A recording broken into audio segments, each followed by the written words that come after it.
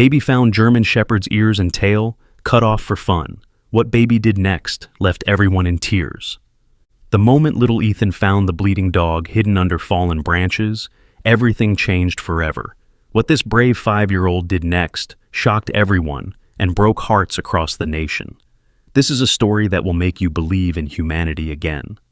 The summer sun beat down through the canopy of oak trees as 5-year-old Ethan Miller ventured deeper into the woods behind his grandmother's country home. His small fingers clutched a peanut butter sandwich wrapped in wax paper, a lunch that Grandma Ellie had prepared before leaving for her hospital shift. Ethan wasn't supposed to wander this far, but something had caught his attention, a strange whimpering sound carried by the gentle breeze. "Hello?" Ethan called out, his voice small against the vastness of nature surrounding him. Birds continued their songs overhead, indifferent to the boy's presence, but the whimpering stopped abruptly. Ethan froze, his sneakers sinking slightly into the soft earth near the creek bank.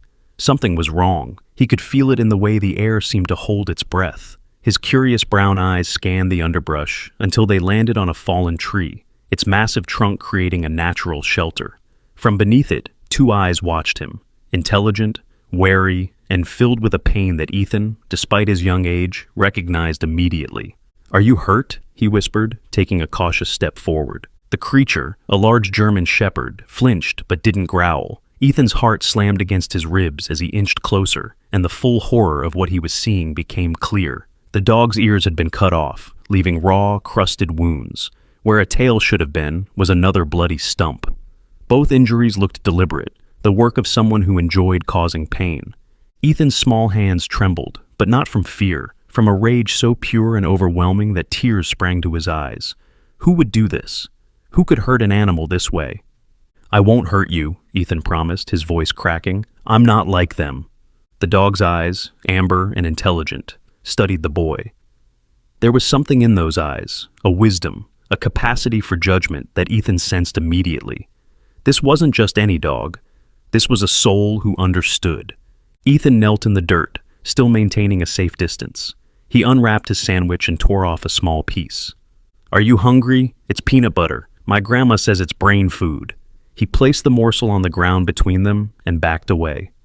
The dog didn't move toward the food, but its eyes never left Ethan's face. Minutes passed in a silent standoff until Ethan realized his approach needed to change. He opened his Spider-Man backpack and pulled out his water bottle. "You must be thirsty too." He poured some water into the bottle cap and placed it beside the sandwich piece. The dog's tongue darted out, licking dry, cracked lips. Slowly, painfully, it dragged itself forward just enough to lap at the water. Ethan's heart soared, but he kept his excitement contained, instinctively knowing that sudden movements or loud noises would shatter this fragile trust. "You're so brave," Ethan whispered, as the dog finished the water and cautiously took the bit of sandwich. "Like a warrior in the movies. That's what I'll call you. Warrior." Warrior, the name seemed to fit the dog who, despite unimaginable cruelty, still found the courage to trust. As the afternoon shadows lengthened, Ethan knew he would soon need to return home before Grandma Ellie finished her shift. He couldn't bear the thought of leaving Warrior alone, injured and vulnerable.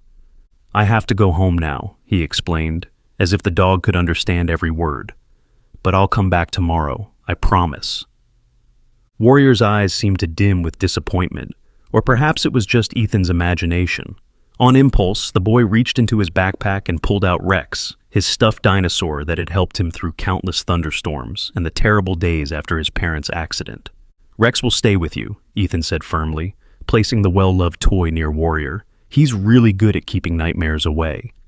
As Ethan stood to leave, Warrior made a small noise, not quite a whine, but a sound of acknowledgement.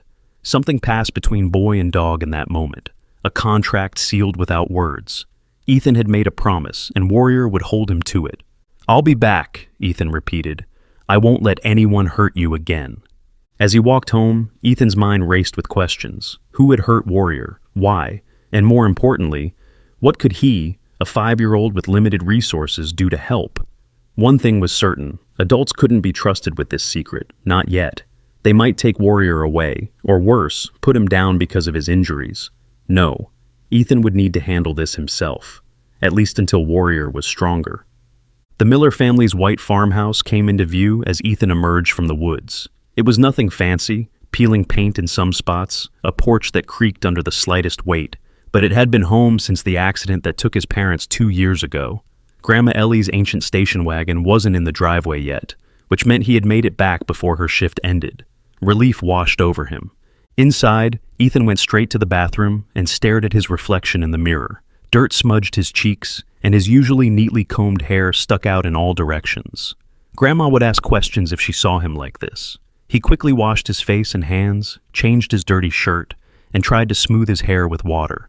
"Mission accomplished," he whispered to himself, practicing the phrase he had learned from his favorite cartoon.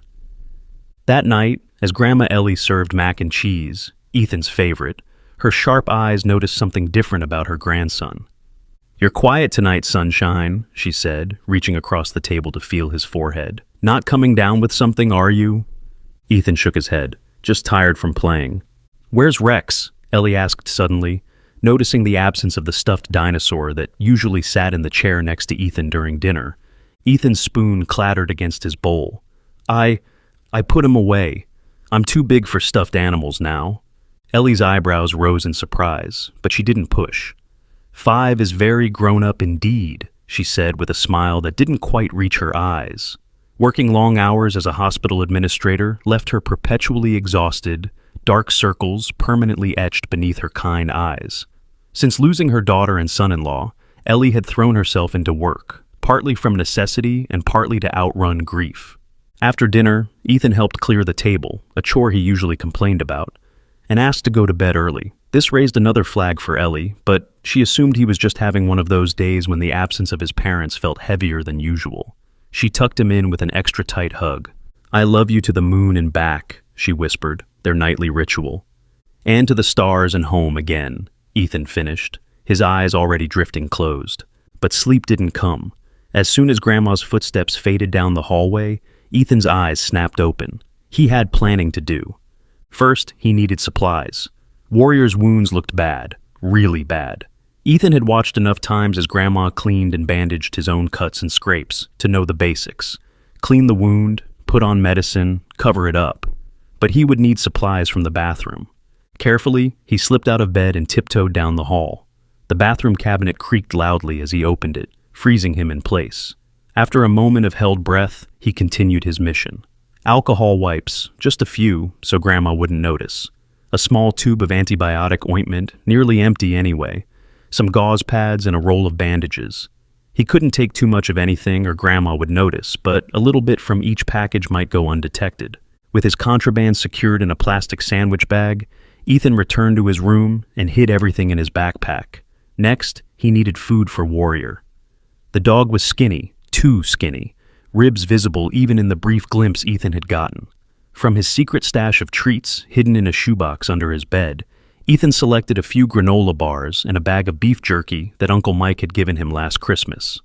With supplies gathered, Ethan finally allowed himself to sleep, but his dreams were troubled, filled with Warrior's intelligent eyes and mysterious shadows that seemed to be hunting them both. Morning came with the distant rumble of thunder. Rain was on its way. Ethan's eyes opened at first light, his mind immediately racing to Warrior. Would the fallen tree provide enough shelter from the coming storm? Would the stuffed dinosaur be enough comfort against the thunder? Grandma Ellie's schedule was a blessing today. She had an early morning meeting and would leave before Ethan even had to pretend to be asleep. On days like this, Mrs. Donovan from next door would come over at 8 to make Ethan breakfast and watch him until his afternoon tutor arrived. Mrs. Donovan was nice but nearly deaf and usually dozed off in front of the TV after serving breakfast. It would be easy to slip away. Sure enough, by 6:30 a.m., Grandma Ellie poked her head into Ethan's room. "I'm heading out early today, sunshine. Mrs. Donovan will be here soon. You can sleep a bit longer if you want." She pressed a kiss to his forehead. "Be good today." Ethan nodded sleepily, feeling a pang of guilt for the deception to come. As soon as he heard the front door close and Grandma's car pull away, he sprang into action. He dressed quickly, stuffed his backpack with the medical supplies and food, and added a small blanket from the linen closet. Mrs. Donovan wouldn't arrive for another hour. Plenty of time to check on Warrior and come back.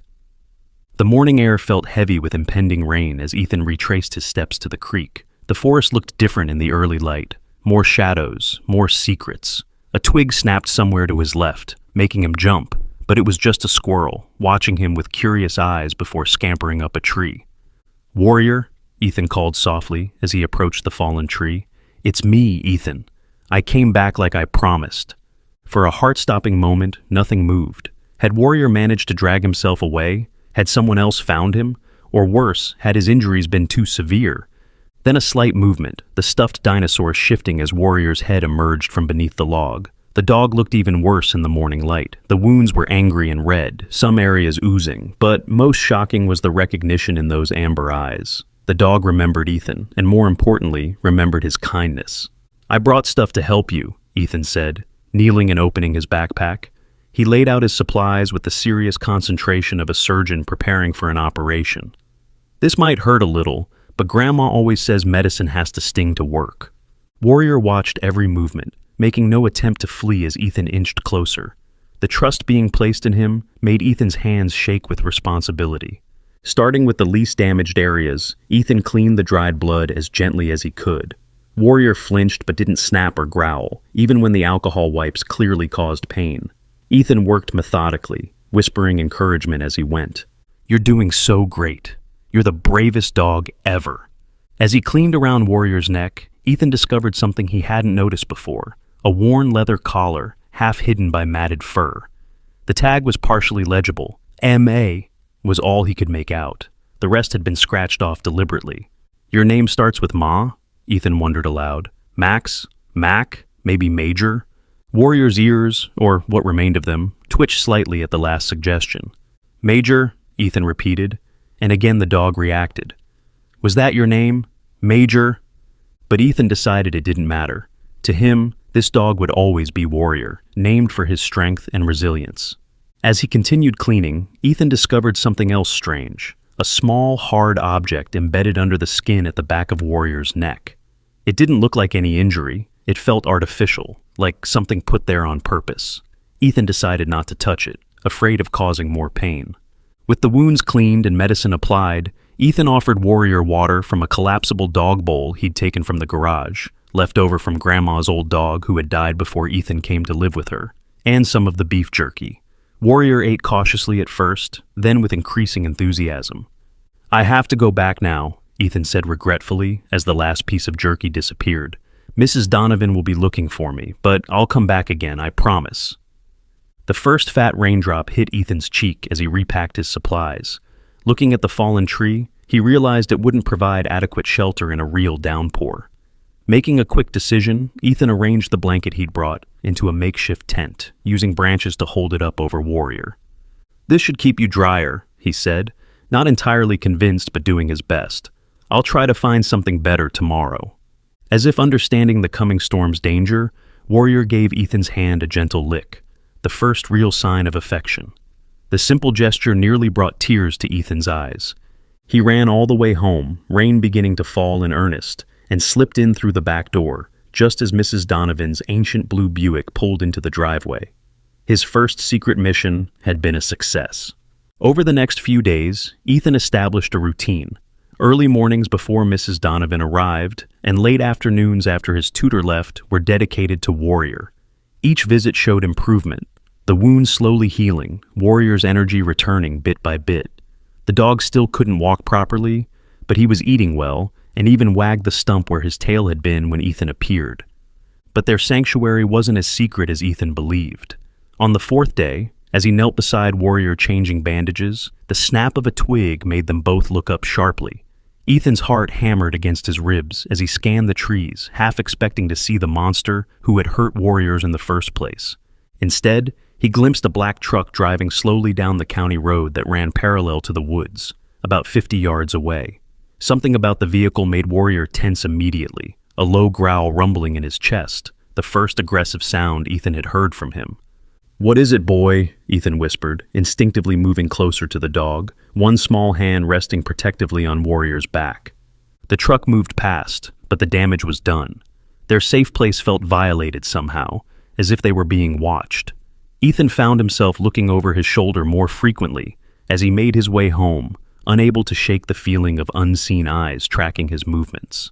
That night, he struggled to sleep, his mind filled with questions. It wasn't just about helping Warrior heal anymore. There was a mystery here, the strange object under the skin, the partially obscured name tag, Warrior's reaction to the black truck. Something bigger was happening, and somehow, Ethan had landed right in the middle of it. As he finally drifted off, one thought crystallized with perfect clarity. He couldn't do this alone anymore. He needed help, but who could he trust? Not Grandma Ellie, not yet. She would mean well, but would insist on calling animal control or the police, and Ethan's gut told him that might put Warrior in even more danger. The answer came the next day in the form of his summer tutor, Ms. Sophia Rivera. Young, kind, and sharper than most adults gave her credit for, Ms. Rivera had been working with Ethan 3 afternoons a week to keep his reading skills sharp over the summer.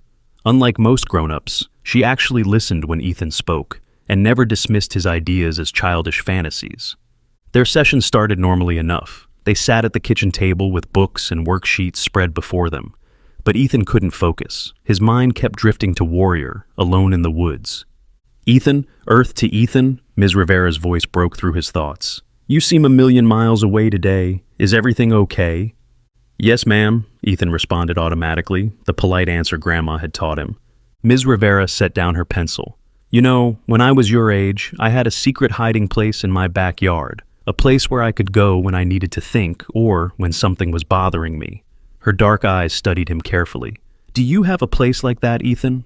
Something in her tone, in the genuine interest behind her question, made Ethan's carefully constructed wall begin to crumble. He looked down at his hands, noticing for the first time the small scratches from branches and the dirt still embedded under his fingernails, despite his attempts to wash thoroughly.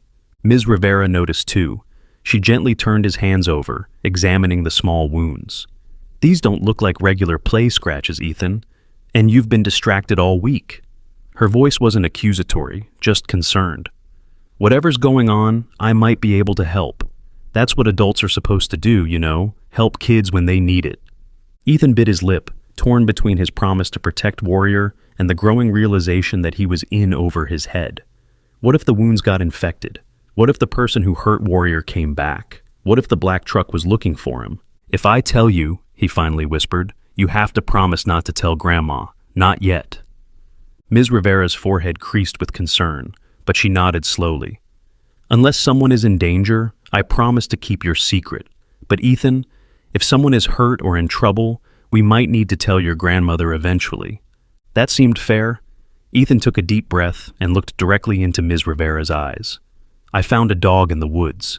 Someone hurt him really bad, cut off his ears and tail. I've been taking care of him, but I'm scared the bad people are looking for him." He expected disbelief or dismissal. Instead, Ms. Rivera's face paled, her expression shifting from concern to something harder to read. "Can you show me?" she asked quietly. 20 minutes later, they stood before the fallen tree, Ethan calling softly to Warrior, who emerged slowly, still cautious around strangers. Ms. Rivera gasped, her hand flying to her mouth. "Oh my God," she whispered. But what happened next surprised Ethan completely. Instead of the horror or pity he expected, Ms. Rivera knelt down and spoke directly to Warrior, in a tone of voice Ethan had never heard her use before. "Echo, Sierra, Tango," she said clearly, making a subtle hand gesture at the same time. Warrior, who had been wary of Ms. Rivera's approach, suddenly stood at attention, his posture changing completely despite his injuries. His eyes locked onto Ms. Rivera with an intensity that made Ethan step back. "Ms. Rivera?" Ethan questioned, suddenly unsure if bringing her had been a good idea after all. She turned to him, her expression serious but kind. "Ethan, you've done something amazing here, something most adults wouldn't have had the courage to do." She looked back at Warrior. "This isn't just any dog. This is a military working dog, a very special one, from the looks of it." "How do you know?" Ethan asked, moving closer again, curiosity overcoming his momentary doubt. "Because I used to work with them," she replied. "Before I started teaching, I was a veterinary technician in the Army. I worked with dogs just like this one." As she gestured toward Warrior, who had relaxed his stance but was watching her, with clear recognition of her commands. "Those hand signals I just used? They're specialized commands only certain military dogs are trained to recognize." For the first time since finding Warrior, Ethan felt a wave of relief wash over him. He wasn't alone in this anymore, and better yet, he had found exactly the right person to help. "Can you fix him?" he asked, hope creeping into his voice. Ms. Rivera examined Warrior more closely, her trained eyes assessing the wounds with professional detachment. "You've done an amazing job with the first aid, Ethan. Really impressive. But yes, he needs proper medical attention." Her fingers found the strange object Ethan had discovered beneath the skin. "And this is very interesting." "What is it?" Ethan asked, watching as Warrior allowed Ms. Rivera to examine him without resistance.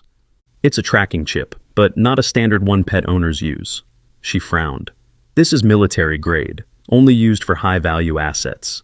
She continued her examination, finding the collar and partially visible tag. "And this confirms it. I think this might be Major, a specialized detection dog who went missing during a training exercise about a month ago. There was a bulletin about it." Ethan's eyes widened. "I guessed his name. I tried different names and he responded to Major, but I still call him Warrior because of how brave he is." Ms. Rivera smiled. "Warrior is a perfect name, too." Her smile faded as she looked more closely at the deliberate injuries. "Ethan, whoever did this, they knew exactly what they were doing. These aren't random acts of cruelty. Someone wanted to disguise this dog, to make him unrecognizable." A shiver ran down Ethan's spine. "The black truck," he whispered. "Warrior growls whenever it drives by. I think they're looking for him." Ms. Rivera's expression hardened. "That makes this even more serious." She looked thoughtfully at the USB drive Ethan had discovered in the collar's hidden compartment. "And this might explain why. Military working dogs don't usually carry data storage unless they're involved in something classified." "Like spy stuff?" Ethan asked, his imagination racing ahead. "Something like that," Ms. Rivera agreed, carefully pocketing the USB drive. "Ethan, we need to be very careful now.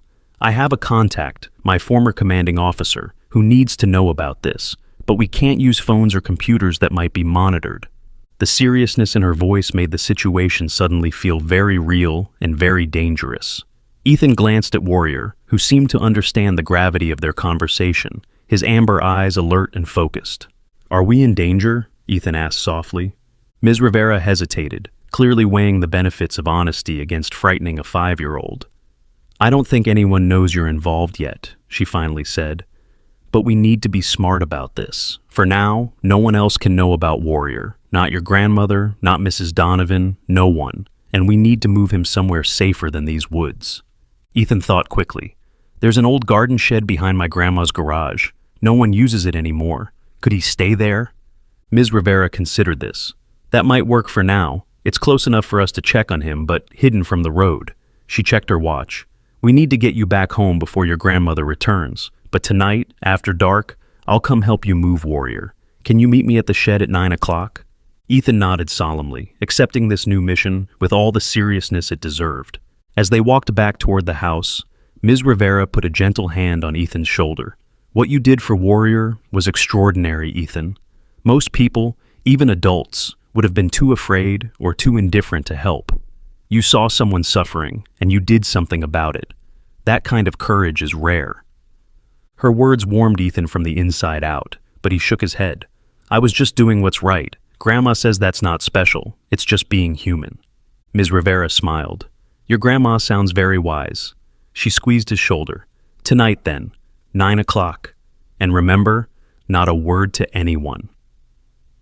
That night, as Ethan waited for the clock to strike 9, he sat at his bedroom window, watching the street outside. The rain had returned, a steady drizzle that muffled sounds and blurred visibility, good for their secret mission, but also good for anyone who might be watching from the shadows. And someone was watching. Parked across the street, barely visible through the rain-streaked glass, was a black truck, its engine off but a faint red glow indicating a cigarette being smoked inside. Ethan's blood ran cold. They were here, at his house. But how? How had they found him? As if sensing his fear, the clouds parted briefly, allowing moonlight to illuminate the truck's license plate.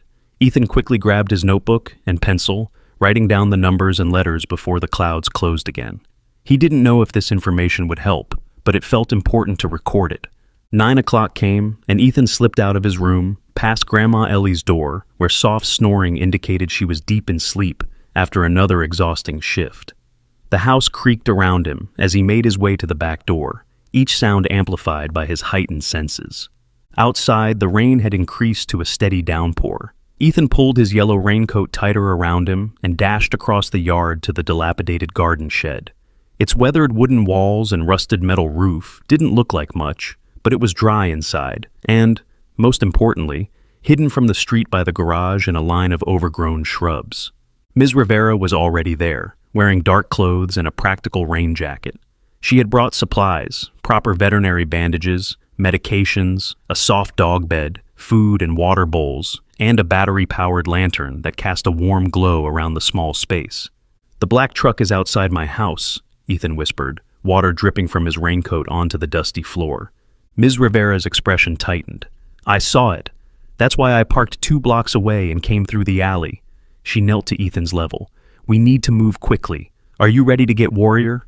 Ethan nodded, and together they set out into the rain-soaked night. 2 shadows moving through the darkness on a mission to save a warrior who had already endured more than any creature should. The journey through the rain-drenched woods was treacherous. Twice Ethan slipped on the muddy path, and once Ms. Rivera had to catch him before he tumbled down a small ravine. The forest that had seemed merely mysterious by day was transformed into something otherworldly by night, tree branches reaching like skeletal fingers, shadows shifting and dancing in the beam of Ms. Rivera's flashlight. "Almost there," Ethan whispered, his small voice nearly lost beneath the drumming of rain on leaves.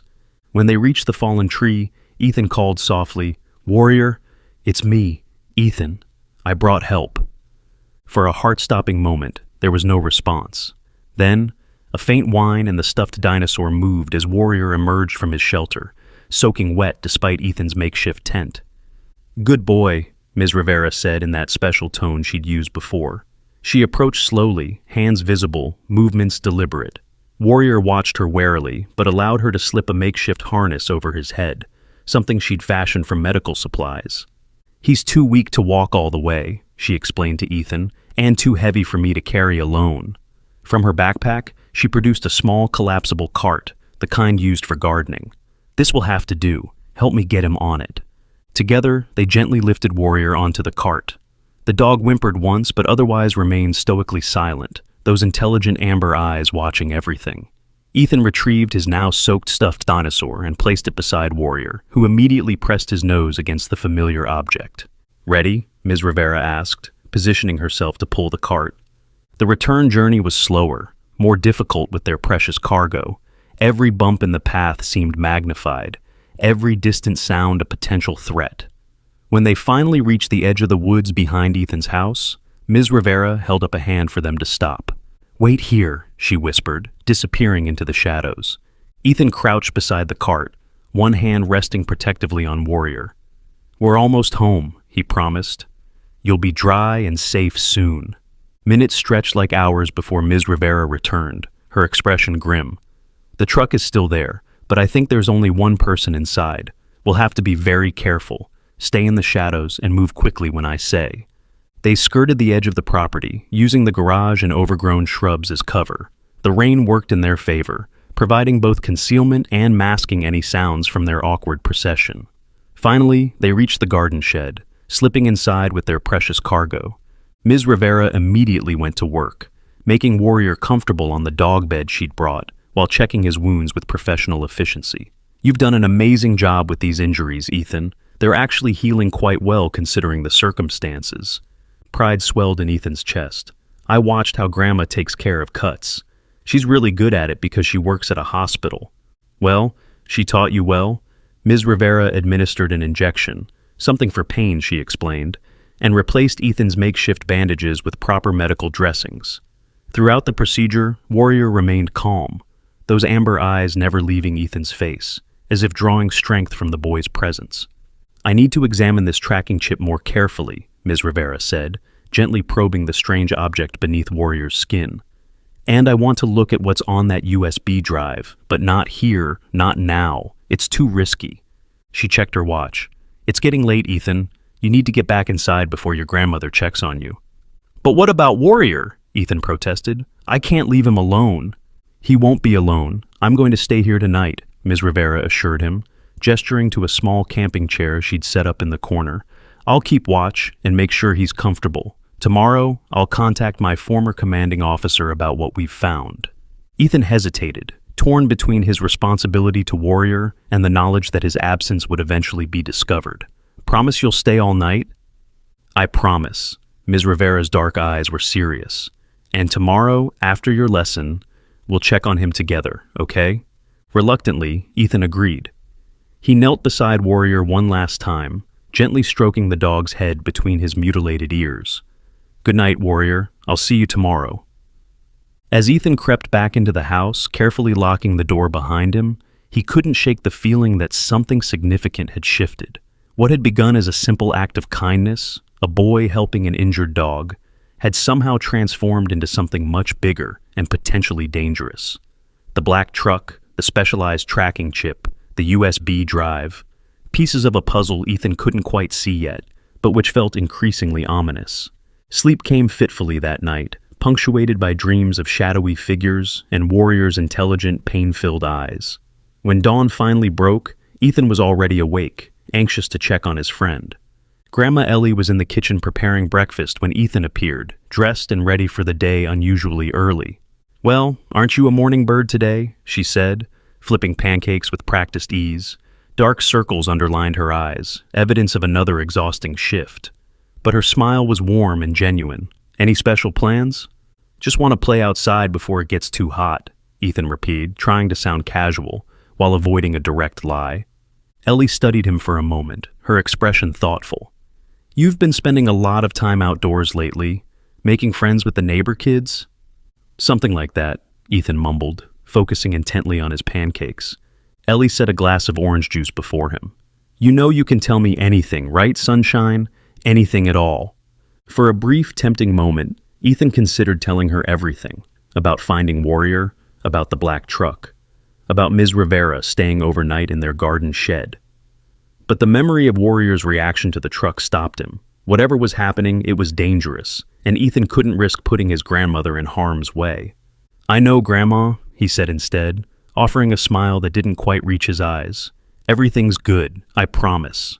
After breakfast, Ethan waited impatiently for Mrs. Donovan to doze off in front of her morning soap operas before slipping out the back door. His heart raced as he approached the garden shed, both eager and afraid of what he might find. Ms. Rivera sat in the camping chair, looking remarkably alert despite her night vigilance. Warrior lay on the dog bed, his bandages clean and white against his dark fur. At Ethan's entrance, the dog's head lifted and the stump of his tail moved in greeting. "He had a good night," Ms. Rivera reported. "No fever, which is excellent news. And he ate a little breakfast." Relief washed over Ethan as he knelt beside Warrior, receiving a gentle lick on his hand. "Did you see the truck leave?" Ms. Rivera's expression darkened. "Yes, around dawn. But they'll be back, Ethan. People who do this kind of thing don't give up easily." "What kind of thing?" Ethan asked, sensing there was much more to this story than he understood. Ms. Rivera hesitated, clearly weighing how much to share with a 5-year-old. "I think Warrior, Major, was part of a special program.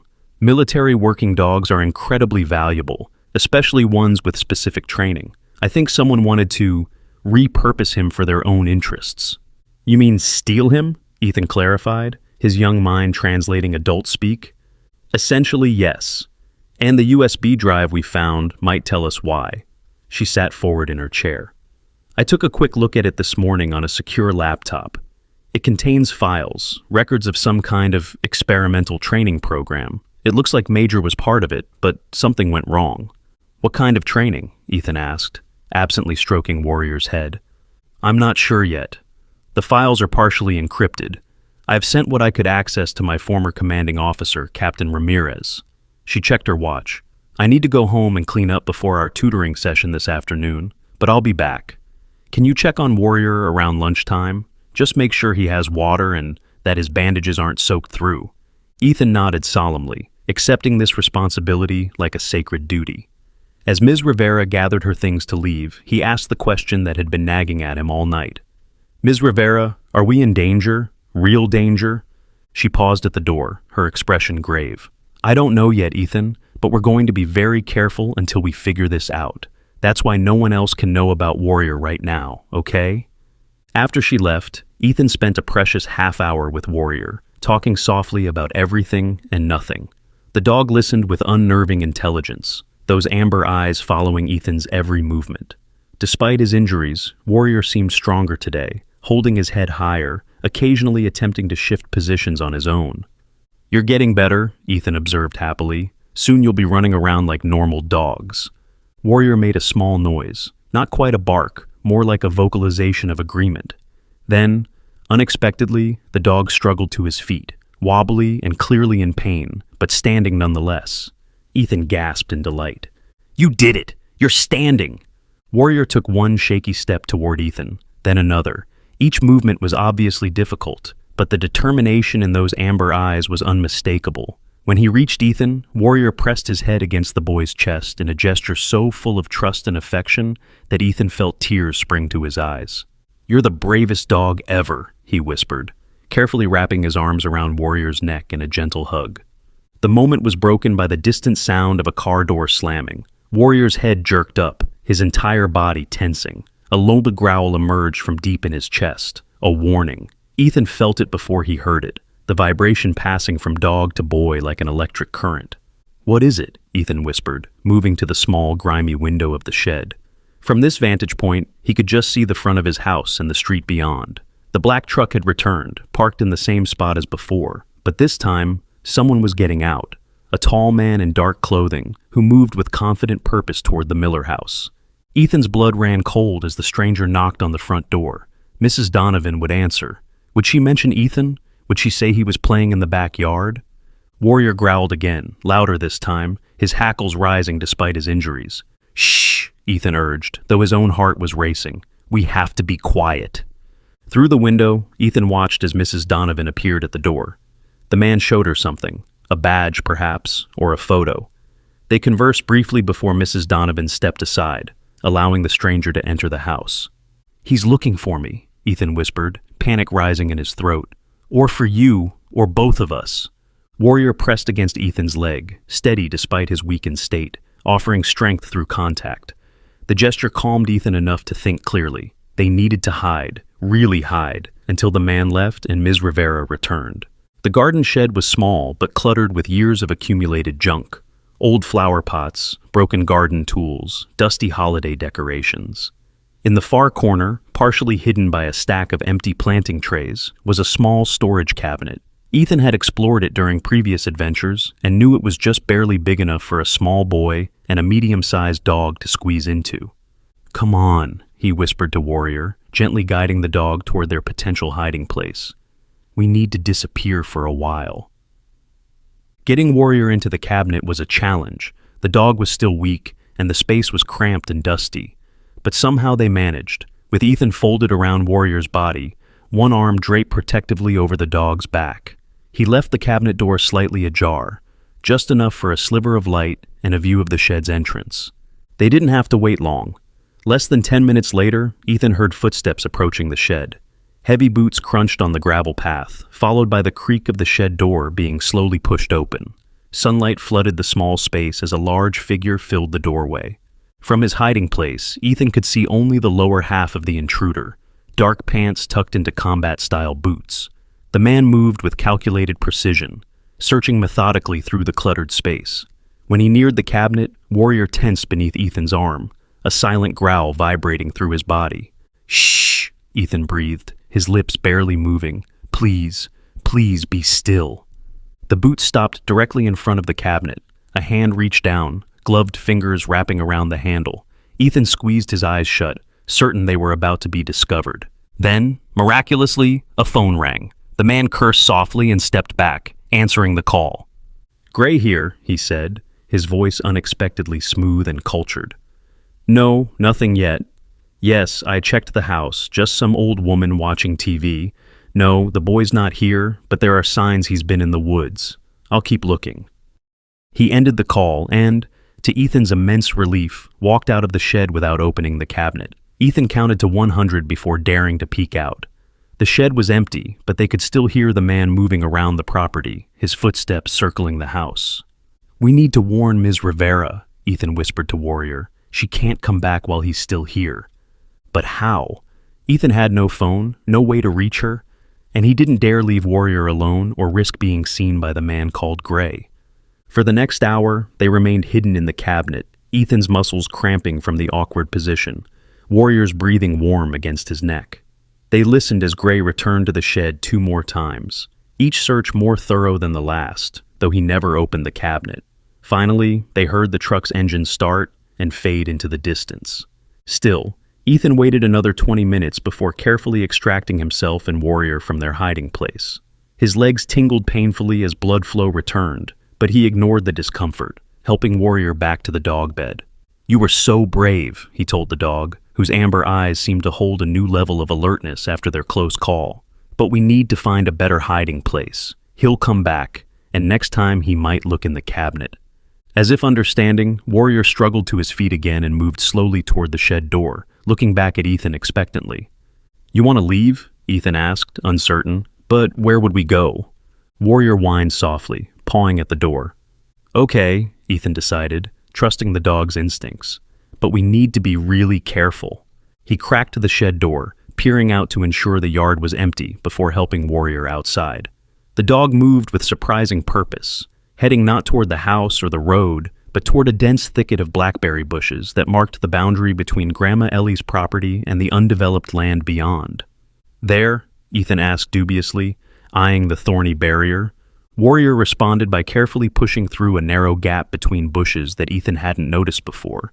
Following cautiously, Ethan discovered a small clearing on the other side, completely hidden from view by the surrounding thicket.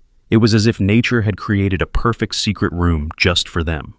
"This is amazing," Ethan breathed, looking around at their new sanctuary. "No one would find us here." Warrior settled himself on a patch of soft moss, looking satisfied with his discovery. Ethan sat beside him, mind racing with plans. They would need to move Warrior's bed and supplies here. They would need to tell Ms. Rivera about their close call with Gray. And somehow, they needed to figure out what was on that USB drive and why it was so important. As if reading his thoughts, Warrior rested his head on Ethan's lap, those intelligent eyes gazing up with what could only be described as trust. Despite the danger, despite the uncertainty, Ethan felt a surge of determination. He had made a promise to protect this dog, and he would keep it, no matter what. From somewhere nearby, a bird called out a warning. A shadow passed briefly over the clearing as a cloud obscured the sun. And in that moment, both boy and dog sensed the same thing. This was just the beginning of their ordeal, and the real challenges still lay ahead. What will Ethan and Warrior discover next?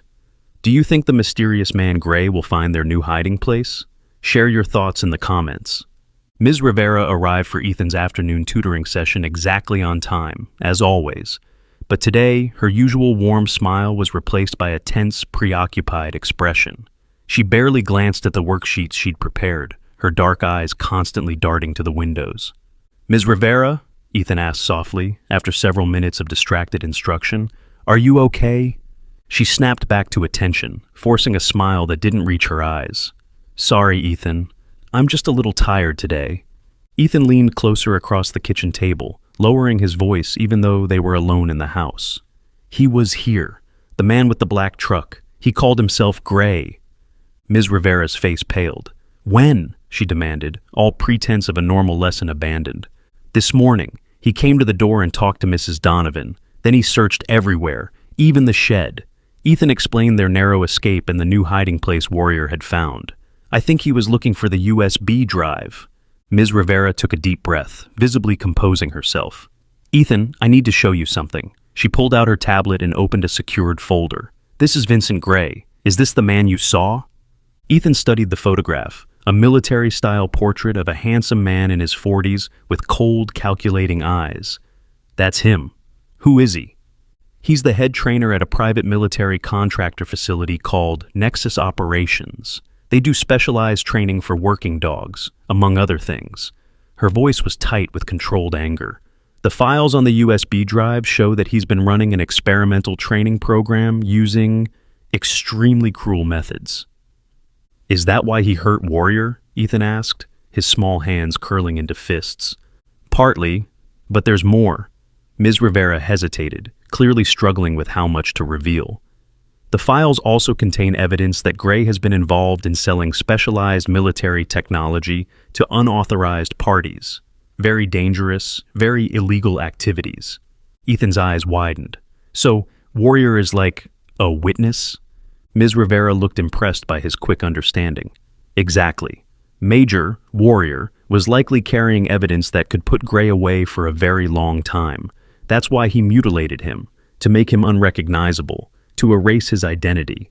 The cruelty of it made Ethan's stomach twist. What do we do now? I've contacted my former commanding officer, Captain Ramirez. He's looking into the situation, but it will take time to mobilize proper resources. Until then, we need to keep Warrior safe and hidden. She checked her watch. Take me to this new hiding place. We need to move his supplies there before Gray returns. Under the pretense of continuing their lesson outdoors, they gathered Warrior's bedding, medical supplies, and food containers from the shed. Moving everything to the hidden clearing was challenging. They had to be careful not to create an obvious path through the blackberry thicket, but by the time they finished, Warrior had a comfortable, well-supplied sanctuary. The dog seemed to approve, wagging his tail stump as they arranged his bed beneath the natural canopy formed by arching blackberry canes. His wounds were healing remarkably well, and he moved with increasing confidence despite his injuries. He's responding to the antibiotics, Ms. Rivera observed professionally, though her tone couldn't hide the affection she'd developed for Warrior. The infections are clearing up. He's a fighter. That's why I named him Warrior, Ethan said proudly, scratching behind what remained of the dog's ears. As they worked, Ms. Rivera explained more about what she'd discovered. The tracking chip in Warrior's neck is definitely military grade, designed to transmit his location to authorized handlers. But it seems Gray modified it. Is that how he found us? Ethan asked anxiously. I don't think so. I disabled the chip this morning while you were at breakfast. She showed Ethan a small electronic device. This blocks any remaining signals. Gray is likely tracking us through more conventional means, watching the house, following movement patterns. Like a real spy, Ethan whispered, both terrified and slightly thrilled by the idea. This isn't a game, Ethan, Ms. Rivera said gently but firmly. Gray is dangerous, not just to Warrior, but potentially to anyone who gets in his way. That sobering thought hung between them as they finished securing the hideout. As they walked back toward the house, Ms. Rivera suddenly stopped, gripping Ethan's shoulder. Ethan, does your grandmother own a smartphone, a laptop? Yeah, both. Why? Gray might try to access your home network, monitor your communications. She knelt to his level. From now on, we need to be extremely careful about what we say on phones or computers. If you need to reach me urgently, use this. She pressed a small device into his hand, a simple pager-like object with a single button. It's an emergency beacon. One press and I'll know you need help. But only use it in a real emergency, okay? Ethan nodded solemnly, tucking the device into his pocket. The weight of it felt significant, a physical reminder of the danger they faced. That evening, as Ethan helped his grandmother prepare dinner, he struggled to maintain a facade of normality. Every car that passed made him tense. Every unexpected sound sent his heart racing. Grandma Ellie noticed his jumpiness, but attributed it to too much sugar or excitement about his lessons with Ms. Rivera. You really like her, don't you? Ellie observed as they washed dishes together. She's smart, Ethan replied honestly, and she listens to me, not like I'm just a kid. Ellie dried her hands on a towel, studying her grandson thoughtfully. That's important. Being heard. She sighed, a flash of sadness crossing her features. I know I haven't been as present as I should be, sunshine. The hospital keeps me so busy, and after your parents... It's okay, Grandma, Ethan interrupted, unable to bear the guilt in her voice. I know you're doing your best. Ellie pulled him into a tight hug, her voice slightly muffled against his hair. I love you more than anything in this world, Ethan Miller. Don't you ever forget that. Something in her tone, in the fierceness of her embrace, made Ethan wonder if she suspected something was wrong. But she asked no questions, demanded no explanations, just held him a moment longer than usual, before releasing him with a smile. How about some ice cream before bed? Our little secret. Later, lying in bed with a stomach pleasantly full of chocolate ice cream, Ethan found sleep elusive. His mind raced with all he'd learned, about Gray, about the illegal activities at Nexus Operations, about the danger they faced. Outside his window, the night seemed alive with potential threats. Just as he was finally drifting off, a soft tapping sound jolted him fully awake. For a panicked moment, he thought Gray had returned. Then he recognized the pattern. 3 quick taps, a pause, 2 more. Ms. Rivera's signal.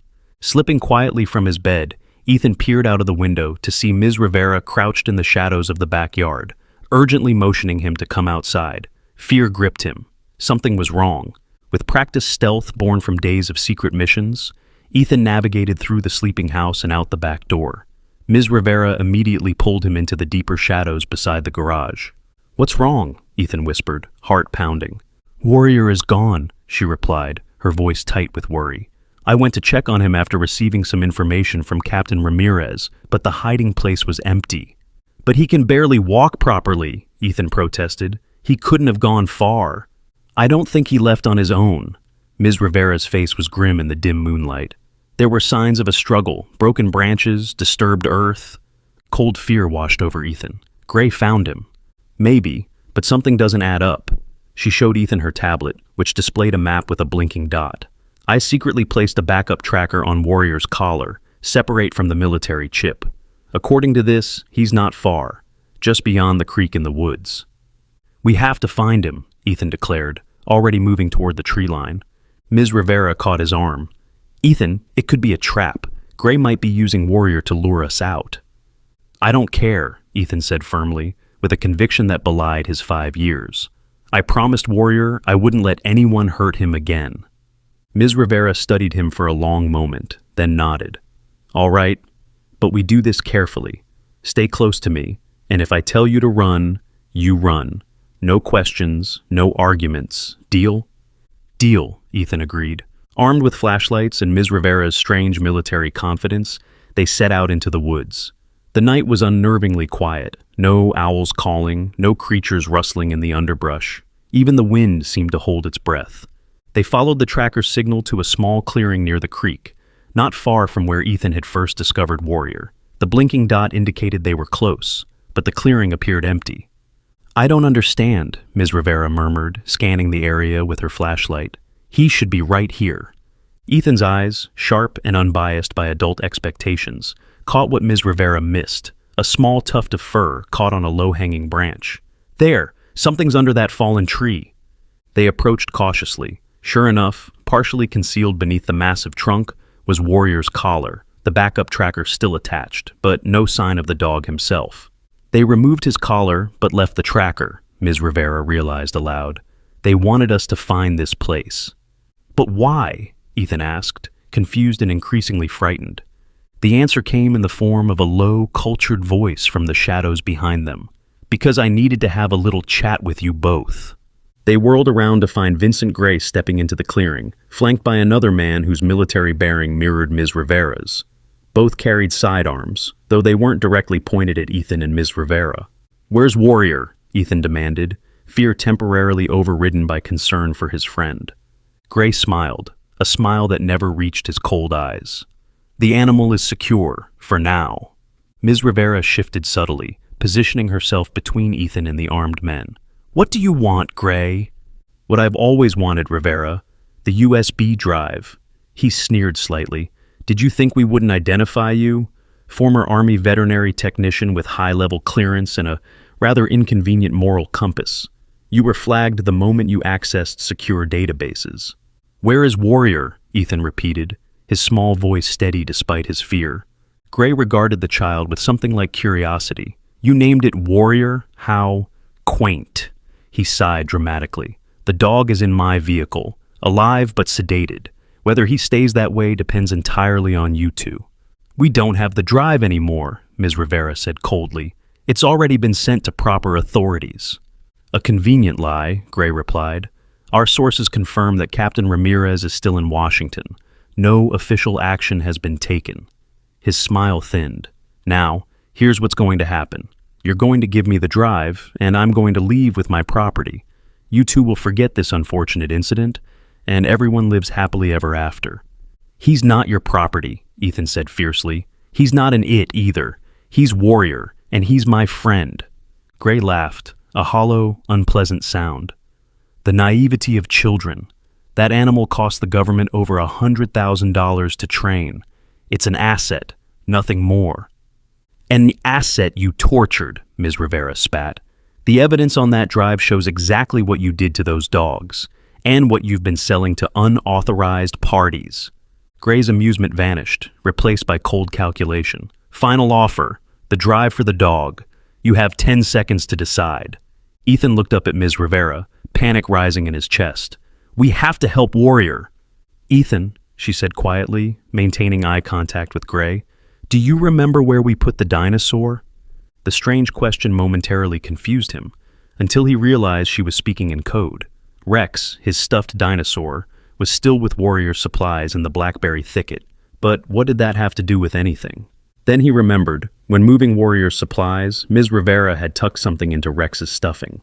The USB drive. "Yes," he whispered, "I remember." "Time's up," Gray announced. "I see we'll need to do this the hard way." He nodded to his companion, who drew his weapon more deliberately. What happened next unfolded with dizzying speed.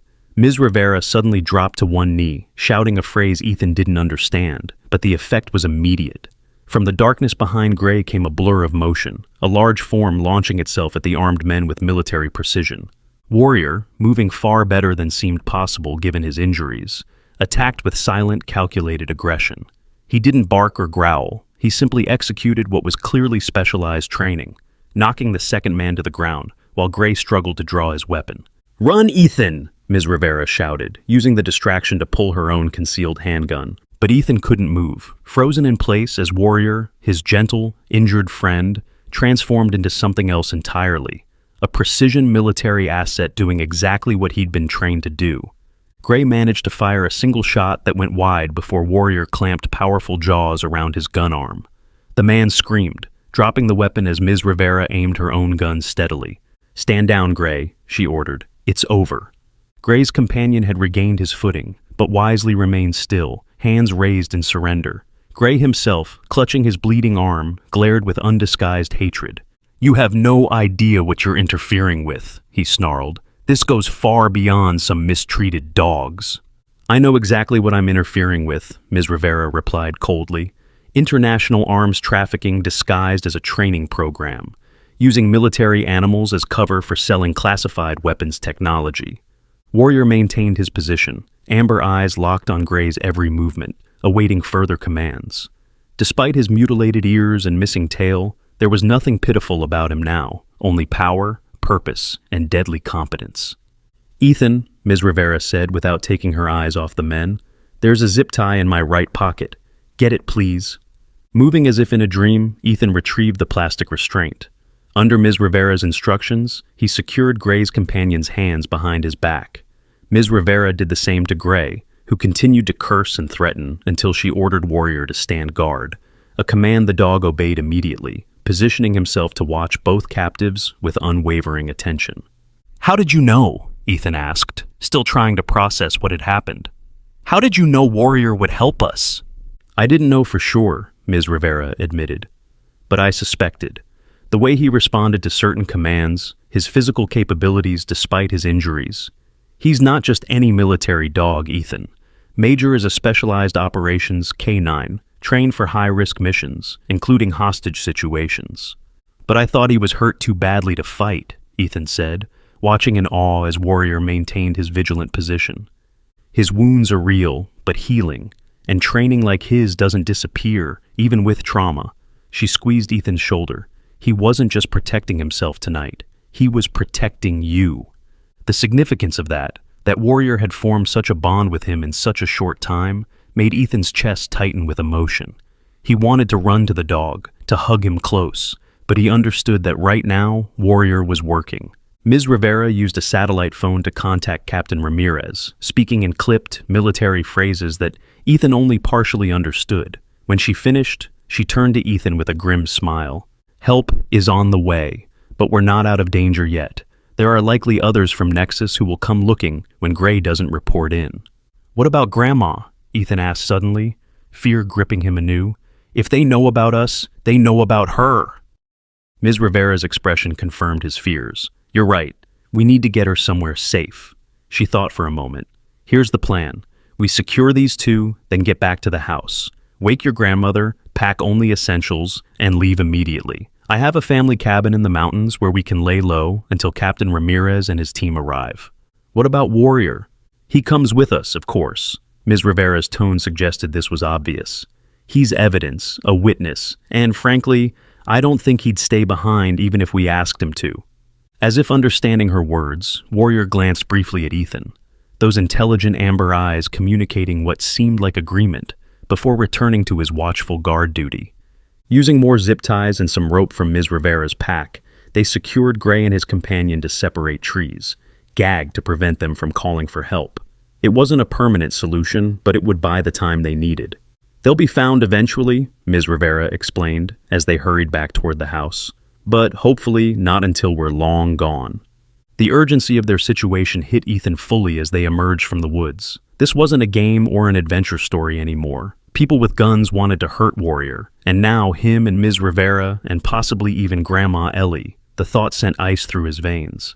Warrior moved beside him, still limping, but with a strength and determination that seemed impossible given his condition days ago. Every few steps, the dog would pause, scenting the air, ears, or what remained of them, alert for any threat. As they approached the back door of the Miller house, Warrior suddenly froze, a low growl vibrating through his body. "What is it?" Ethan whispered, instinctively pressing closer to the dog. Ms. Rivera silently drew her weapon again, motioning for Ethan to stay back. "Something's wrong," she breathed. "The kitchen light was off when we left. Now it's on." Through the window, they could see a figure moving inside the house. Grandma Ellie, awakened by their absence? Or someone else, another Nexus operative looking for them. "Stay here with Warrior," Ms. Rivera ordered, her voice barely audible. "If anything happens, run back to the woods and hide. I'll find you."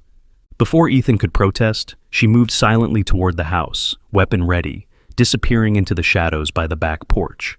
Ethan held his breath, one hand buried in Warrior's fur, as the seconds stretched into an eternity of fear and uncertainty. A flicker of movement caught his eye, another figure approaching the house from the front. This wasn't Ms. Rivera. This was someone else, moving with the same purposeful stealth. Ethan watched in horror as the stranger reached the front porch, weapon drawn. Warrior sensed his fear, pressing closer against Ethan's side. The dog's body tensed, ready to defend, despite his injuries. "What do we do?" Ethan whispered, panic threatening to overwhelm him. Warrior's amber eyes met his, reflecting the moonlight with an intelligence that transcended species. In that moment of connection, Ethan felt something pass between them, a wordless communication, a sharing of strength. Whatever happened next, they would face it together. "Who do you think is in the house? Is it friend or foe? Tell us what you think will happen next." The next few moments unfolded with heart-stopping intensity. The second figure reached the front door just as Ms. Rivera slipped into the kitchen through the wok. Ethan held his breath, frozen in place beside Warrior, whose muscles were coiled tight beneath Ethan's trembling hand. A sudden flurry of movement erupted inside, shadows clashing, a brief shout cut short. Ethan's heart hammered against his ribs as he strained to see what was happening. Was Ms. Rivera okay? Was Grandma Ellie safe? Then, unexpectedly, the back door opened and Ms. Rivera appeared, beckoning urgently to Ethan. "It's clear," she called softly. "Come quickly." Ethan and Warrior rushed forward, the dog still moving with remarkable agility despite his injuries. Inside the kitchen, Ethan was shocked to find a uniformed man sitting calmly at the table, while Grandma Ellie, still in her nightgown and looking utterly bewildered, poured coffee with shaking hands. "Grandma!" Ethan cried, running to her. Ellie grabbed him in a fierce hug. "Oh, thank God you're okay," she whispered against his hair. "I woke up and you were gone, and then this man showed up saying you were in danger." "Captain Ramirez," Ms. Rivera explained, gesturing to the uniformed man, "my former commanding officer. He arrived sooner than expected." Captain Ramirez was a compact, serious-looking man with close-cropped gray hair and eyes that seemed to evaluate everything simultaneously. He nodded to Ethan with surprising gentleness before his gaze moved to Warrior. "So, this is Major," he said quietly. Something like pain flickered across his weathered features. "I was part of the team that trained him originally, before Nexus acquired him for specialized training." The bitterness in his voice was unmistakable. Warrior approached the captain cautiously, sniffing his extended hand before allowing a brief touch to his head. "He remembers you," Ethan observed. "Military working dogs never forget their handlers," Captain Ramirez replied, "even secondary ones." He turned to Ms. Rivera. My team is securing Gray and his associate as we speak, but we need to move quickly. Nexus has resources we can't match in an unsecured location. Move where? Grandma Ellie demanded, her initial shock giving way to protective anger. Someone better explain what's happening right now. Why is my grandson in danger? And what happened to this poor dog? Over the next 10 minutes, Ms. Rivera and Captain Ramirez outlined the situation in terse military precision while Ethan filled in details from his perspective. Grandma Ellie's face grew increasingly pale as she realized the danger they were facing. These people, she whispered, looking at Warrior's mutilated ears and tail, they did this to hide his identity? Among other reasons, Captain Ramirez confirmed grimly. Gray's experimental training methods at Nexus were beyond cruel. When Major escaped during a training exercise, carrying evidence of both the abuse and their illegal weapons dealings, Gray took extreme measures to recapture him and eliminate the evidence. But why did he come here? Ellie asked, her arm wrapped protectively around Ethan. Chance, Ms. Rivera explained. Major was injured and disoriented when he escaped. He ended up in these woods by accident, and then Ethan found him. The kindness of a child, Captain Ramirez added, with a small smile toward Ethan. It probably saved Major's life and helped expose a major illegal operation. And now they know about Ethan, Ellie concluded, her voice hardening. So, what's the plan? We evacuate immediately, Captain Ramirez replied. My team has a secure location prepared. A sharp noise from outside interrupted him, the distinctive sound of tires on gravel. Everyone froze. Warrior's head swiveled toward the front of the house, his stance immediately shifting to alert. Captain Ramirez moved silently to the window, peering through a narrow gap in the curtains. Black SUV, he reported.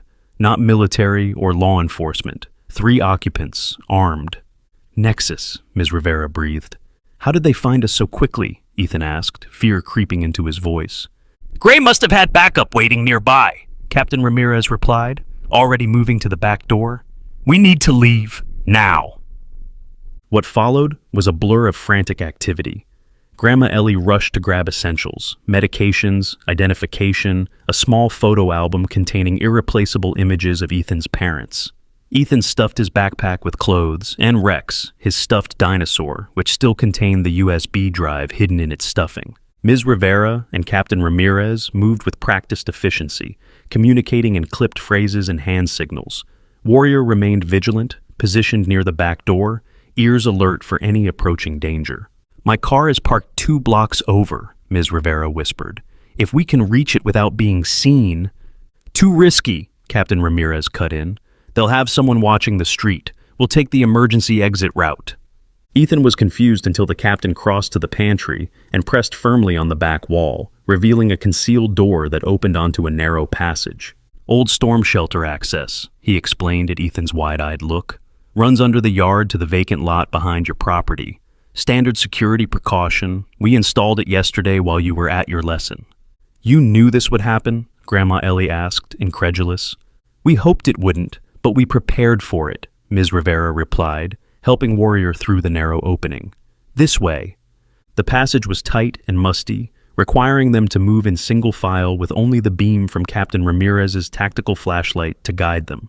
Ethan could feel the weight of earth above them, hear the occasional scurry of unseen creatures in the darkness beyond the light.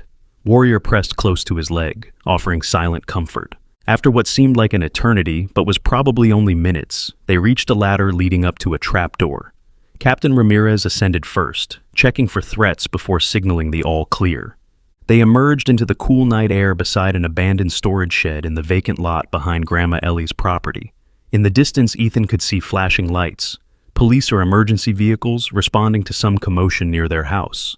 My team is creating a diversion, Captain Ramirez explained, making Nexus think we left a different way. It won't fool them for long. A nondescript van waited at the edge of the lot, engine running, a serious-faced woman at the wheel. Transport secure, sir, she reported as they approached. The next hour passed in tense silence as they drove through the night, taking a convoluted route that involved multiple turns, doubling back, and at one point, driving through a shallow creek bed to throw off any pursuit. Ethan sat between Grandma Ellie and Warrior in the middle seat, all 3 clinging to each other for comfort. Where are we going? Ethan finally asked as they turned onto a winding mountain road. My family has a cabin in the Blue Ridge foothills, Ms. Rivera answered from the front passenger seat. It's isolated, defensible, and off any official records. We'll be safe there until Captain Ramirez's team can process the evidence and make official arrests. How long will that take? Grandma Ellie asked, her voice tight with worry. Captain Ramirez and Ms. Rivera exchanged glances. Possibly several days, the captain admitted. Nexus has high-level connections. We need to build an airtight case before moving officially. The implications hung heavy in the air. Several days hiding in a remote cabin, while dangerous people hunted them. Ethan felt a cold knot of fear in his stomach, but Warrior's steady presence against his side provided a strange, grounding comfort. As they climbed higher into the mountains, the road narrowed and the forest closed in around them. Moonlight filtered through the trees, creating a patchwork of light and shadow that seemed to pulse with each curve in the road. The van's headlights cut through the darkness, illuminating a path that grew increasingly rugged. Almost there, Ms. Rivera assured them, as they bounced over a particularly rough stretch. Just a few more. She never finished the sentence. There was a deafening bang, and the van lurched violently to one side. Grandma Ellie screamed. Captain Ramirez cursed. The driver fought to maintain control as they skidded toward the edge of the road. "Blowout," the driver shouted.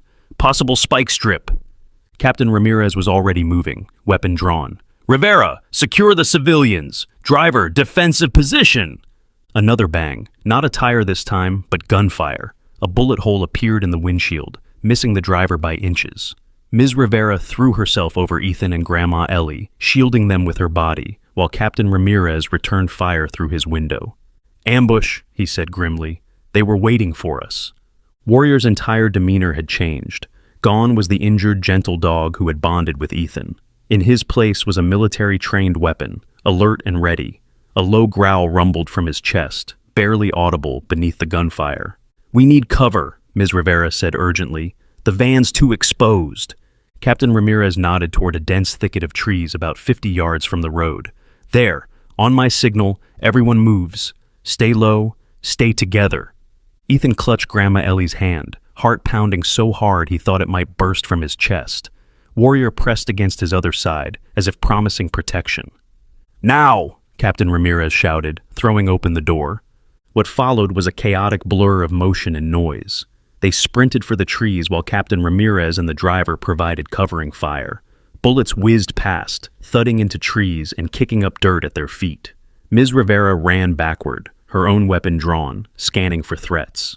Warrior stayed glued to Ethan's side, occasionally nudging him to adjust his direction, somehow knowing the safest path through the hail of gunfire. It was as if the dog had transformed into a guardian angel, intuiting danger before it materialized. They reached the tree line, gulping air into burning lungs as they pressed deeper into the protective darkness of the forest. The gunfire continued behind them, but more sporadically now, their attackers unsure of their exact position. "This way," Ms. Rivera whispered, taking the lead. "The cabin is about 2 miles through these woods. If we can reach it, we'll have better defenses."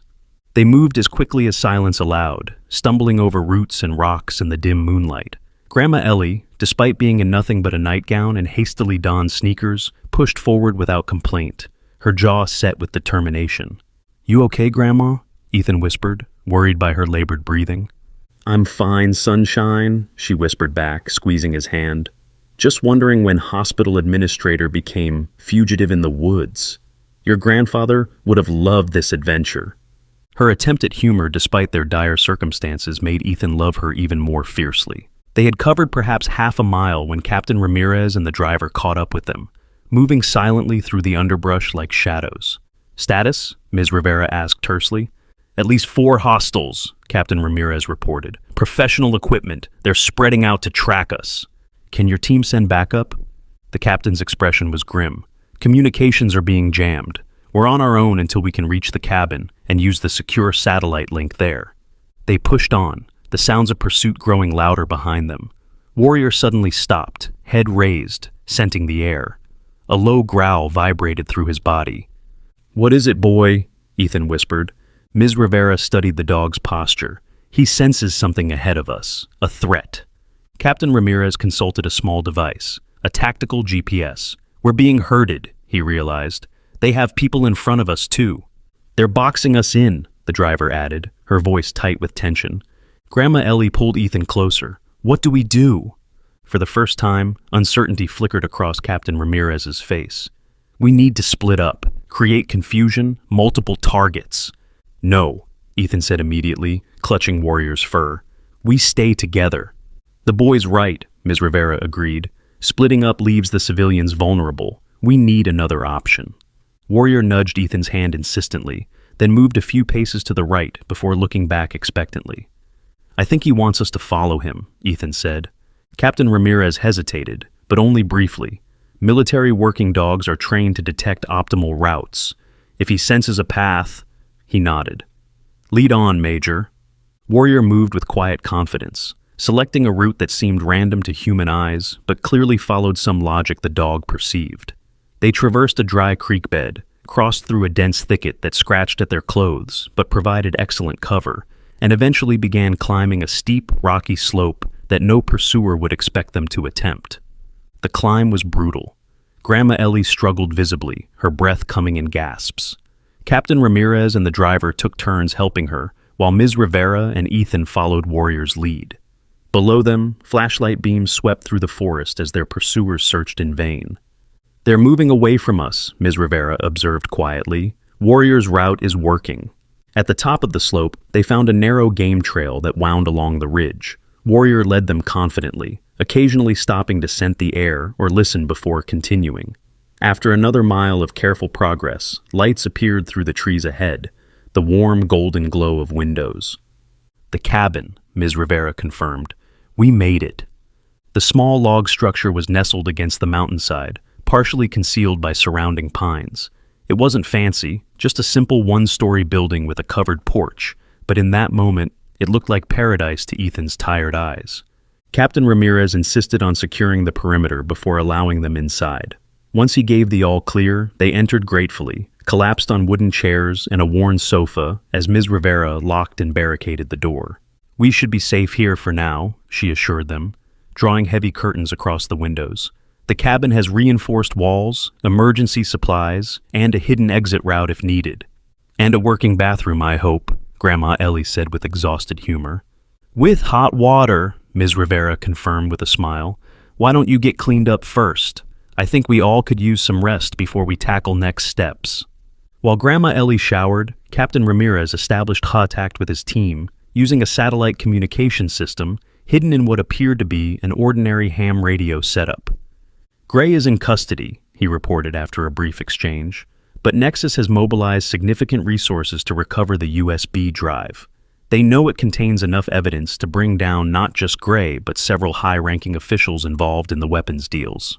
So, we're still in danger, Ethan concluded, stroking Warrior's head as the dog lay beside him on the sofa, finally allowing himself to show signs of exhaustion from his injuries and their difficult journey.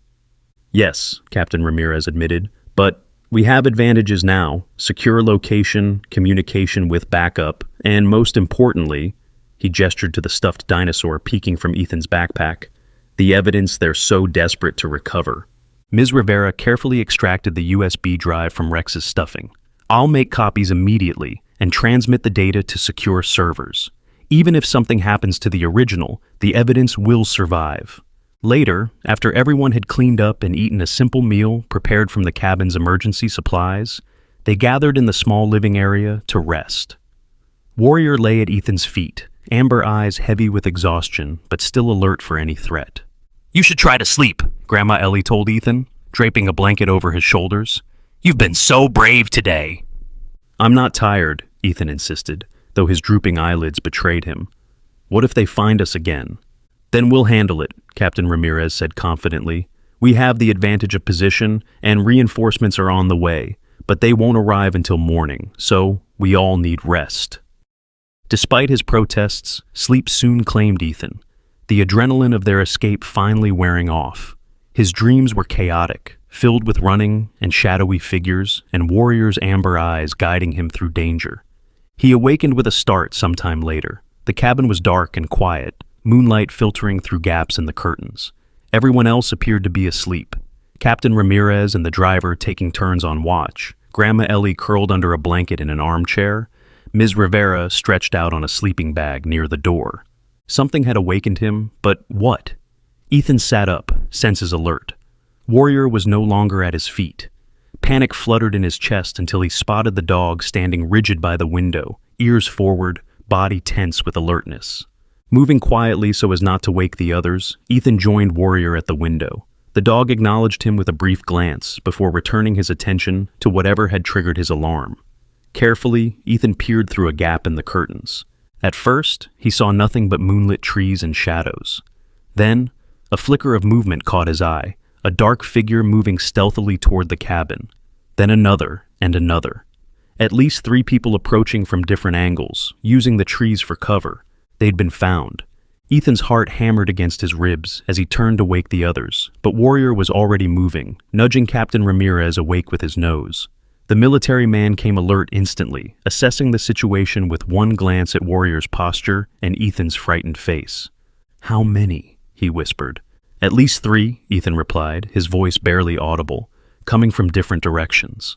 Captain Ramirez nodded, moving silently to wake Ms. Rivera and the driver, while Ethan roused Grandma Ellie. Within moments, everyone was alert, weapons ready, moving to predetermined defensive positions.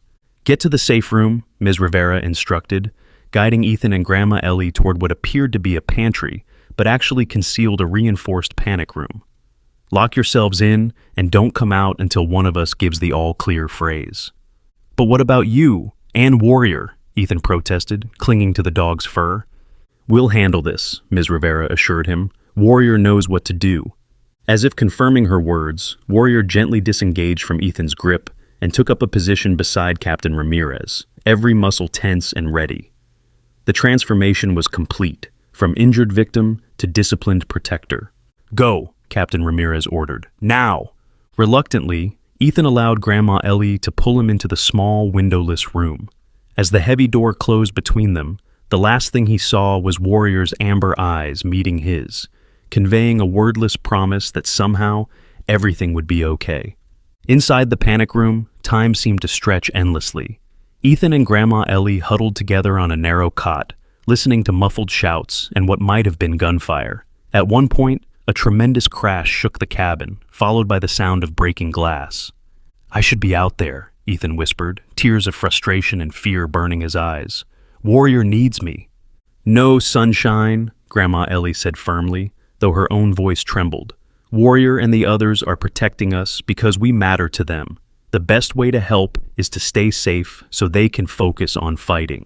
Logic didn't ease the terrible waiting, the not knowing. Minutes stretched into what felt like hours, punctuated by distant sounds of conflict that gradually faded into an even more terrifying silence. And then, just when Ethan thought he couldn't bear the uncertainty another moment, 3 soft knocks sounded on the panic room door, followed by Ms. Rivera's voice speaking the agreed-upon phrase. "The dinosaur says it's clear." Will Ethan and Warrior finally be safe? What do you think happened during the battle at the cabin? Tell us your theories. Ethan held his breath as Grandma Ellie cautiously unlocked the panic room door. His heart pounded so loudly he was sure everyone could hear it. What would they find on the other side? Was Ms. Rivera truly safe, or was someone forcing her to say the code phrase? The heavy door swung open to reveal a scene of controlled chaos. Furniture was overturned, windows shattered, bullet holes pockmarked the walls. But amid the destruction stood Ms. Rivera, disheveled but unharmed, with Warrior pressed against her leg. "You're okay," Ethan cried, rushing forward to throw his arms around Warrior's neck. The dog responded with gentle nudges, his amber eyes scanning Ethan as if checking for injuries.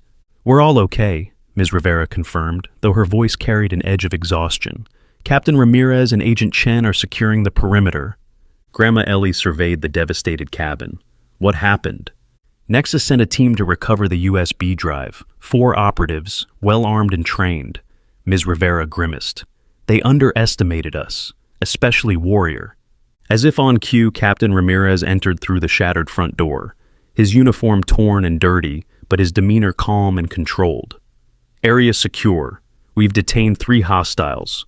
1 escaped, but is injured and on foot in unfamiliar territory. He won't get far." "How did they find us?" Ethan asked, still clutching Warrior's fur, as if afraid the dog might disappear. Captain Ramirez exchanged a glance with Ms. Rivera before answering. They had advanced tracking technology, military grade, possibly enhanced by Nexus's illegal weapons research. They were tracking the USB drive itself, not us. So as long as we have it, they'll keep coming, Grandma Ellie concluded, her arm protectively around Ethan's shoulders. Not for much longer, Ms. Rivera said with grim satisfaction. While you were in the panic room, I completed the data transfer. Multiple secure servers now have copies of everything on the drive. The evidence is out there, and Nexus can't stop it. Which means, Captain Ramirez added, their only remaining objective would be eliminating witnesses. His serious eyes met Ethan's. That's why we need to move to an even more secure location until the official operation against Nexus is complete. Ethan looked down at Warrior, who sat alert beside him, somehow appearing dignified despite his mutilated ears and missing tail. What about Warrior? He's the most important witness. Major, Warrior comes with us, of course, Captain Ramirez said without hesitation. He's not just evidence now, he's part of this team. As the adults prepared for another evacuation, gathering what supplies remained usable, treating minor injuries, coordinating with Captain Ramirez's team over the satellite communications, Ethan sat quietly with Warrior on the cabin's back porch. Dawn was breaking over the mountains, painting the sky in shades of pink and gold that seemed impossibly beautiful against the violence of the night. You saved us, Ethan whispered to the dog, gently stroking between his mutilated ears. You're the real hero. Warrior leaned against him, a solid, warm presence that somehow made even this frightening situation feel manageable. In the soft morning light, Ethan could see how much the dog had healed since their first meeting. The wounds were still visible. They always would be, but they no longer defined him. Strength, intelligence, and loyalty shone brighter than any scars. Ms. Rivera joined them on the porch, offering Ethan a granola bar and Warrior a piece of jerky. Captain Ramirez's team will be here within the hour. A helicopter is coming to transport us to a military facility where we'll be completely safe. A helicopter? Ethan repeated, momentarily distracted from their danger by the excitement of such a prospect. Ms. Rivera smiled, a genuine smile that reached her tired eyes. Yes, and once we're at the secure facility, Warrior will receive proper veterinary care. She knelt beside the dog, her expression turning serious. Ethan, I want you to know something. What you did, finding Warrior, caring for him when everyone else would have walked away, protecting him even when it became dangerous. It's extraordinary. Most adults wouldn't have shown that kind of courage and compassion. Ethan shrugged, embarrassed by the praise. He needed help. Anyone would have done it. No, Ms. Rivera said firmly. They wouldn't have. Trust me, I've seen how cruel people can be, and how rare true kindness is, especially when it comes at a personal cost. She looked at Warrior, whose intelligent eyes seemed to follow their conversation. You didn't just save a dog, Ethan. You helped expose a dangerous criminal operation. You made a difference in the world. Before Ethan could respond, Grandma Ellie emerged onto the porch, now dressed in borrowed clothes that were slightly too large for her small frame. The captain says 10 minutes until evacuation. We should gather anything important. Important. The word resonated with Ethan as he collected his backpack with Rex safely inside. What was truly important? Not their house or possessions, but the people and animals he loved. Grandma Ellie, Ms. Rivera, Captain Ramirez and his team, and Warrior, who had transformed from a victim to a protector. The sound of helicopter rotors grew from a distant thrum to an overwhelming roar as a sleek military craft descended into a small clearing near the cabin. Captain Ramirez directed them aboard while his team secured the Nexus operatives they'd captured. Warrior hesitated at the helicopter door, his body tense with uncertainty. This was, Ethan realized, probably associated with bad memories for the dog, perhaps how he'd been transported to the facility where he'd been abused. It's okay, Ethan assured him, dropping to his knees beside Warrior. I'm right here with you. We're going somewhere safe. Those intelligent amber eyes studied Ethan's face, searching for truth. Whatever Warrior saw there must have reassured him, for he cautiously followed Ethan aboard, pressing close against the boys' side as they strapped into their seats. The flight was brief but breathtaking, soaring over mountain ridges, forests stretching like a green carpet below them, occasional glimpses of roads and tiny houses that looked like toys from their height. Under different circumstances, Ethan would have been thrilled by the adventure. Now, he simply felt relief as they put distance between themselves and their pursuers. They landed at a military installation Ethan had never heard of, a collection of buildings nestled in a valley, surrounded by fences and security measures that made it look like something from a spy movie. Personnel in uniform met them as they disembarked, whisking them efficiently into a secure building where they were provided with fresh clothes, hot food, and medical attention. A specialized veterinarian examined Warrior thoroughly, confirming what Ms. Rivera had already determined. His wounds were healing well, and no additional surgery would be required. "He's a fighter," the vet concluded, gently patting Warrior's side. "The physical scars will remain, but his strength wasn't in his ears or tail. It was always inside."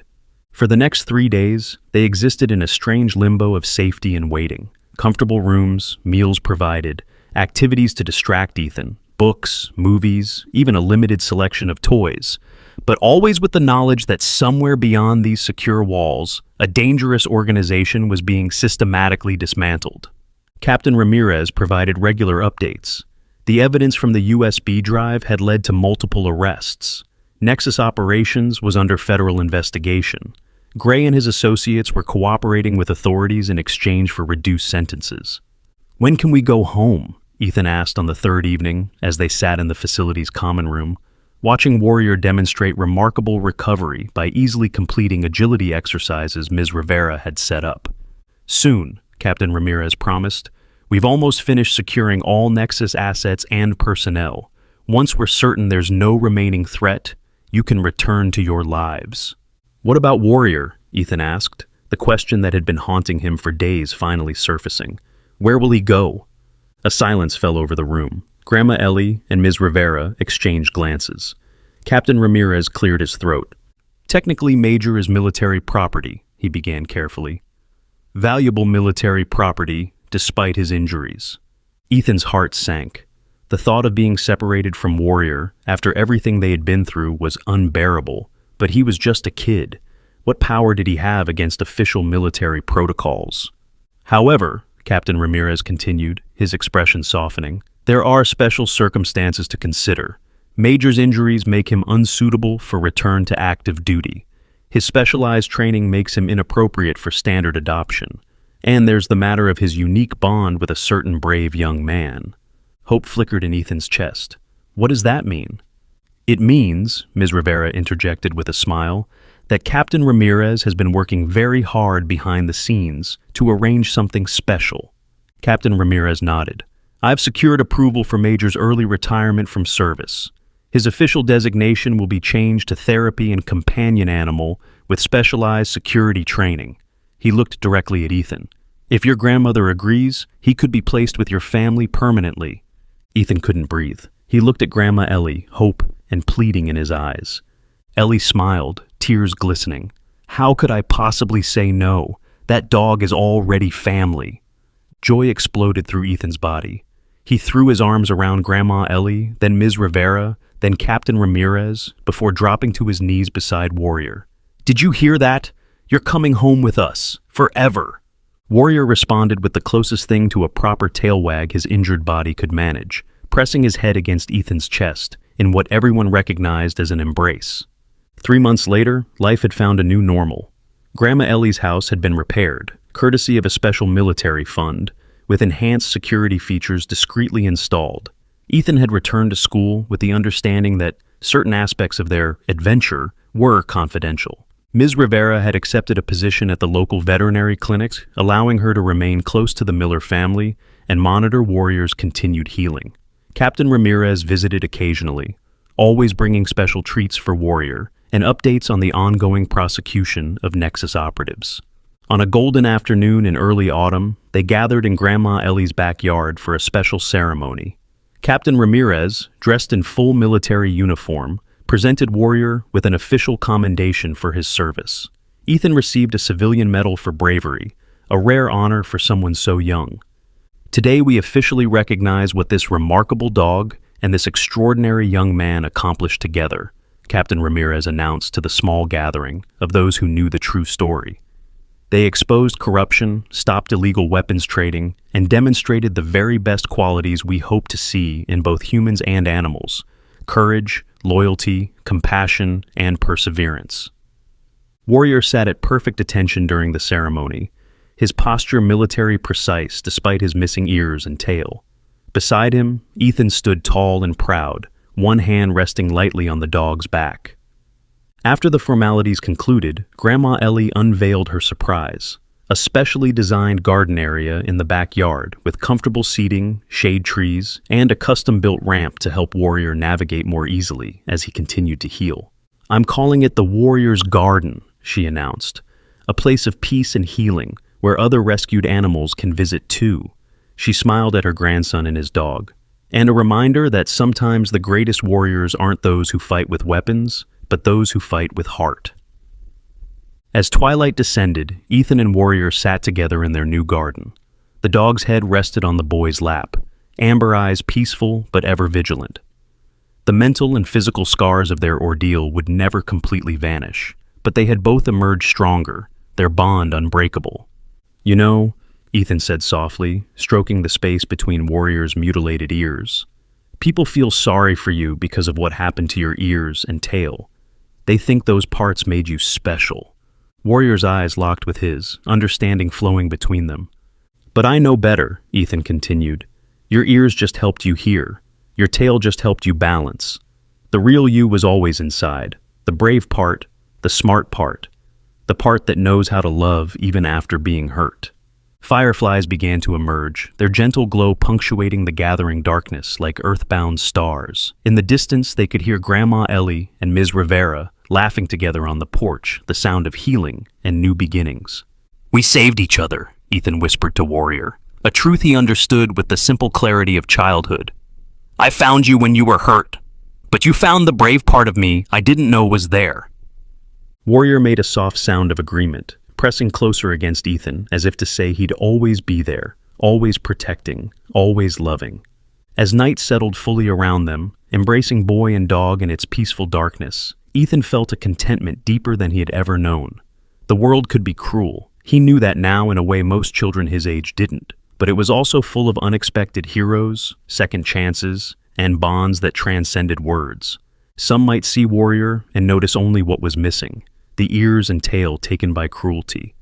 But Ethan saw what remained and what had grown stronger: courage, loyalty, intelligence, and an unbreakable spirit.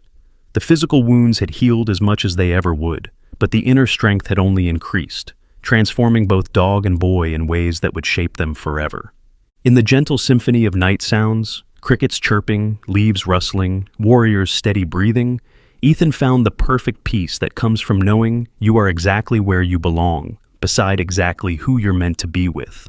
Together, they had faced danger most couldn't imagine. Together, they had emerged victorious. And together, they would face whatever came next. Not as victim and rescuer, but as equals, as family, as two warriors who had found in each other the very best kind of healing. The end. If this story touched your heart, please like, share, and subscribe. Don't forget to comment below and tell us where you're watching from. Has an animal ever changed your life the way Warrior changed Ethan's? We'd love to hear your stories.